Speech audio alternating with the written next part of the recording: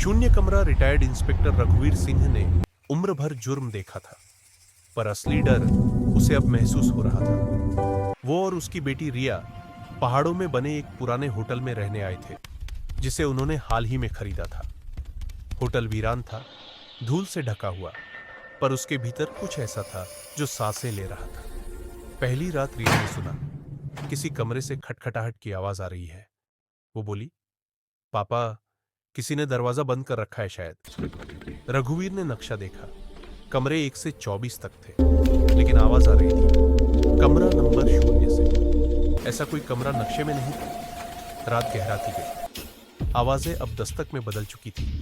थक थक थक। रघुवीर ने टॉर्च उठाई और सीढ़ियां उतरी।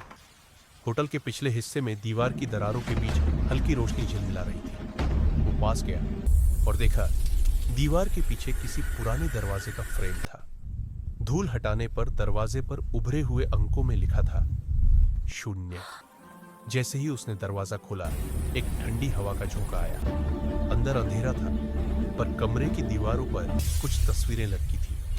हर तस्वीर में रघुवीर की पुरानी केस फाइलों के मरे हुए अपराधी थे, और बीच में एक तस्वीर उसकी खुद की थी, जिस पर लाल निशान लगा था। रिया ने कांपते हुए पूछा, पापा, ये सब कौन रख गया यहाँ? रघुवीर बमुश्किल बोला, शायद वो जिनसे मैं कभी नहीं मिला, पर जिन्हें मैंने मिटा दिया। अचानक कमरे के कोनों से धीमी धीमी फुसफुसाहटें गूंजने लगी। कानून ने हमें सजा दी, अब तेरी बारी है इंस्पेक्टर। दीवारों पर परछाइयां लहराने लगी। रिया ने पीछे मुड़कर देखा। दरवाजा अपने आप बंद हो चुका था। अंधेरा गहरा होता गया।